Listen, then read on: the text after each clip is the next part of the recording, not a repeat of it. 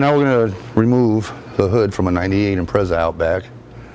First thing you do is want to disconnect your little water hose here for your windshield wipers. Sometimes you just got to disconnect it from the easiest spot. Then you got to take a 12 millimeter.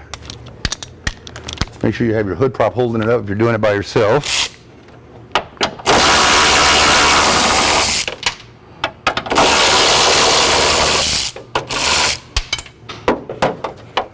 You go to the other side and make sure you're holding on to it at the same time.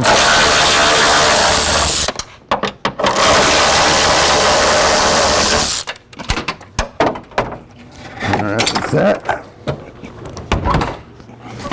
And then there's your hood. You always want to set it down like this. You never want to set it like this because then it'll bend your tips and the hood will be no good.